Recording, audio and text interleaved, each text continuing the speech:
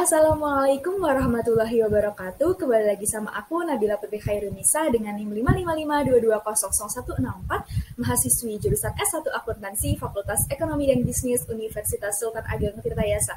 Pada kesempatan kali ini aku akan membahas teori salah satu teori pada buku Scott yang berjudul Earnings Management. Tanpa berlama-lama lagi, mari kita simak videonya. Yang pertama di sini ada overview. Scott mendefinisikan earnings management sebagai pilihan yang dilakukan oleh manajer dalam menentukan kebijakan akuntansi untuk mencapai beberapa tujuan tertentu. Nah, dalam hubungan keagenan, pemilik atau prinsipal tidak memiliki informasi yang cukup tentang kinerja agen. Jadi hal inilah yang mengakibatkan adanya ketidakseimbangan informasi yang dimiliki oleh prinsipal dan agen. Ketidakseimbangan informasi inilah yang disebut sebagai asimetri informasi. Nah, asimetri informasi dan konflik kepentingan yang terjadi antara prinsipal dan agen mendorong agen untuk menyajikan informasi yang tidak sebenarnya kepada prinsipal, terutama jika informasi tersebut berkaitan dengan pengukuran kinerja agen. Nah, salah satu bentuk tindakan agen tersebut adalah yang disebut dengan earnings management. Nah, selanjutnya ini ada patterns of earnings management.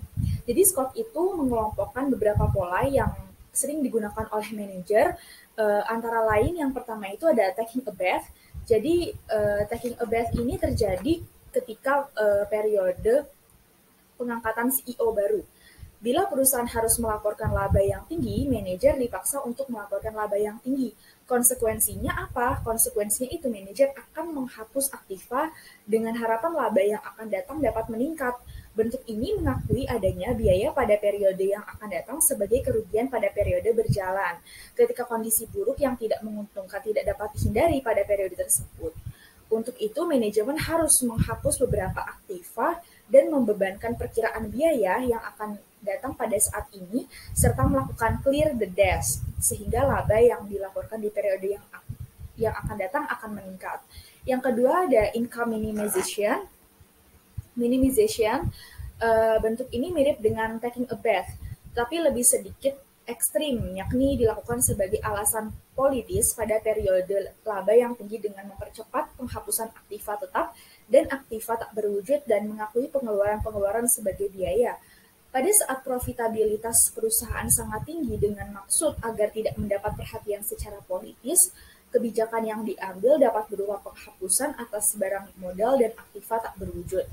Biaya iklan dan pengeluaran untuk penelitian dan pengembangan hasil akuntansi untuk biaya eksplorasi.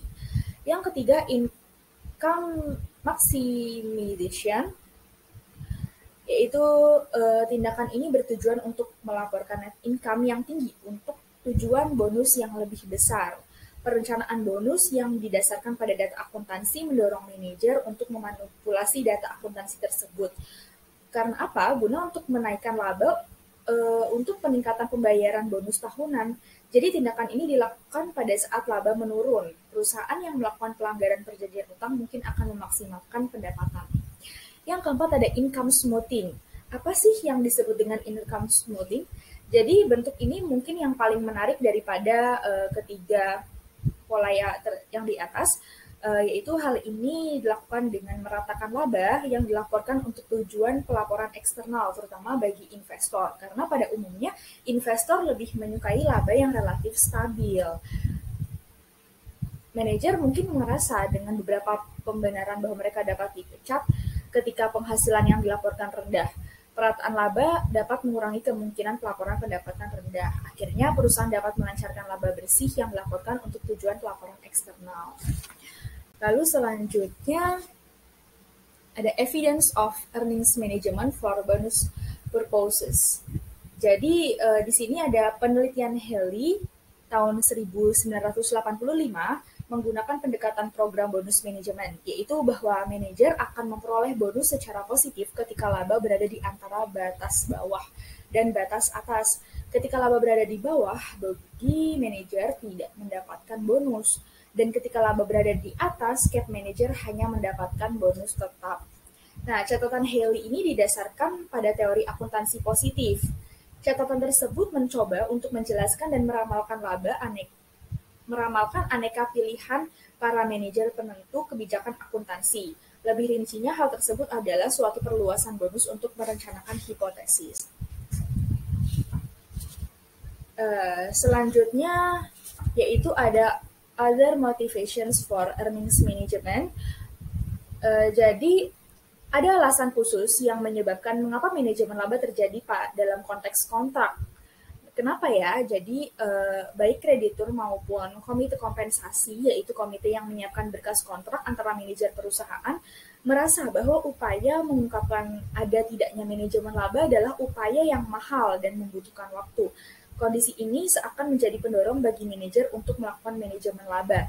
Jadi ada tujuan untuk menggambarkan earnings management dari sisi kontrak, yaitu yang pertama ada kontrak antara manajer dengan perusahaan, yang di sini itu dalam hal perusahaan memberi kebebasan bagi manajer untuk melakukan earnings management dengan tujuan agar target perusahaan dapat tercapai.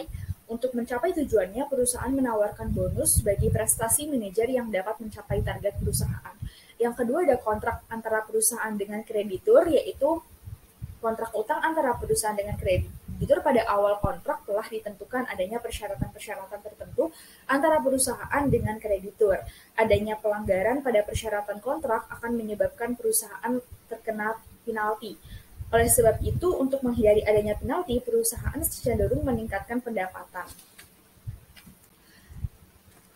Selanjutnya itu yaitu to meet investors' earnings expectations. Sebagai contohnya, di sini kemungkinan bisa didasarkan kepada laba dari periode yang sama pada tahun sebelumnya atau analisis terkini atau perkiraan yang dilakukan oleh perusahaan. Di sini ada penelitian dari Skinner dan Sloan tahun 2002 mendokumentasikan negative share returns untuk perusahaan-perusahaan yang mengalami kegagalan memenuhi perkiraan laba mereka. Nilai ini secara signifikan lebih besar jika dibandingkan dengan return positif dari perusahaan yang mampu melebihi perkiraan laba mereka. Hal ini menunjukkan bahwa pasar akan memberikan penalti kepada perusahaan yang mengalami kegagalan untuk memenuhi pengharapan dibandingkan dengan reward yang mereka terima ketika melebihi ekspektasi. Selanjutnya yaitu initial public offerings atau yang disebut dengan IPO.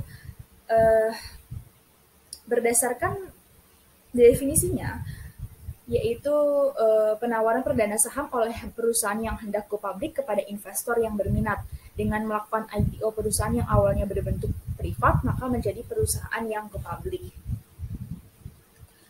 Selanjutnya yaitu the good side of earnings management. Yang pertama itu ada block communication. Apa sih yang disebut dengan block communication? Jadi konsep komunikasi yang diblokir berasal dari Dembski dan Shepington. Secara frekuent, maka agen yang memperoleh informasi yang dispesialisasikan sebagai bagian dari keahlian mereka, dan jenis informasi ini kemungkinan besar akan bernilai untuk berkomunikasi kepada pelaku utama, yakni membuka komunikasi yang terhambat di antara perusahaan atau manajer dengan pemilik perusahaan atau investor. Yang kedua, itu ada empirical evidence of good earnings management.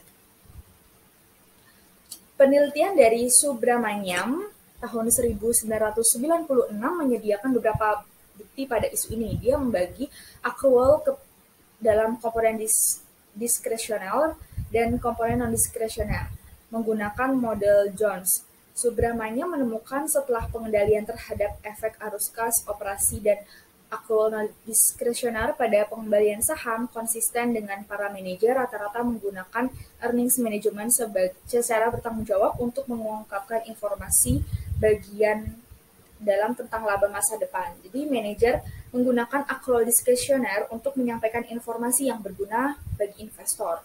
Juga mendukung hasil kontrak yang efisien.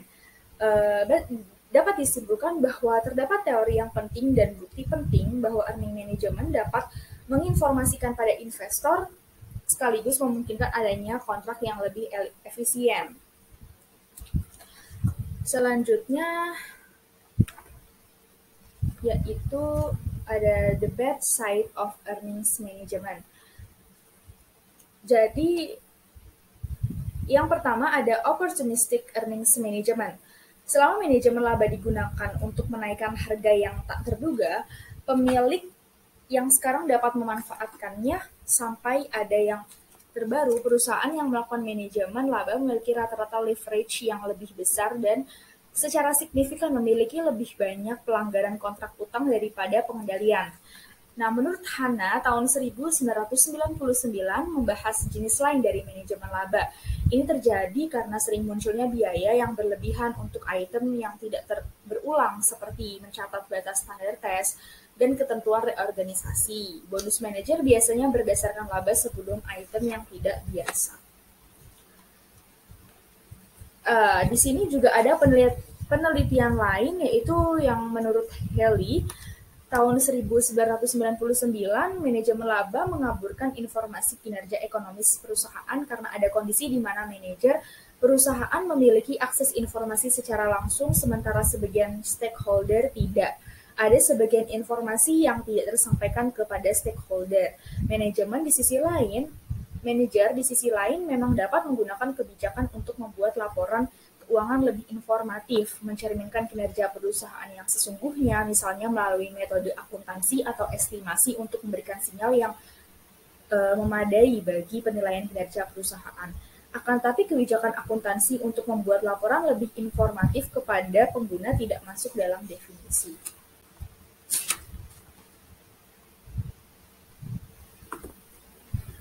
Selanjutnya yaitu kesimpulan dari earnings management.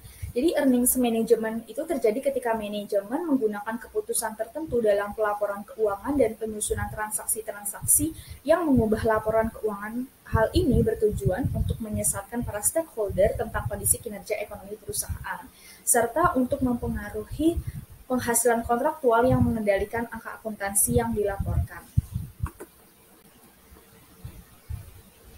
Selanjutnya ini ada PSAK terkait, yaitu PSAK 1 tentang penyajian laporan keuangan untuk karena penyajian laporan keuangan itu penting jika disajikan secara jujur karena itu terkait dengan adanya asimetri informasi. Yang kedua PSAK 2 tentang laporan arus kas, yang ketiga ada PSAK 23 tentang pendapatan, dan PSAK 25 tentang kebijakan akuntansi, perubahan estimasi akuntansi dan kesalahan, lalu PSAK 60 mengenai instrumen keuangan pengungkapan, dan PSAK 71 mengenai instrumen keuangan. Selanjutnya di sini ada jurnal internasional yang berjudul The Effect of Good Corporate Governance, Mechanism and Corporate Social Responsibility on Financial Performance with Earnings Management as Mediating Variable. Jadi hasil penelitian ini menunjukkan bahwa keberadaan komisaris independen yang besar dan penunjukan auditor eksternal yang bereputasi baik dapat memberikan pengawasan yang baik kepada manajemen agar tidak melakukan kecurangan dalam laporan keuangan. Pengawasan komisaris independen yang baik dan kemampuan auditor eksternal yang baik di bidang keuangan dapat meminimalkan tindakan kecurangan yang mungkin dilakukan oleh perusahaan seperti tindakan manajemen laba. Akibat menurunnya manajemen laba yang dilakukan oleh manajemen, upaya manajemen untuk meningkatkan laba dilakukan dengan cara meningkatkan kegiatan operasional perusahaan.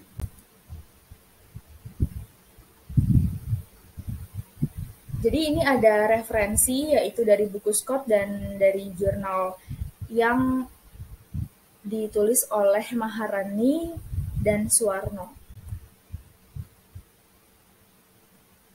Sekian pemaparan materi tentang earnings management. Terima kasih, mohon maaf apabila banyak kekurangan. Wassalamualaikum warahmatullahi wabarakatuh.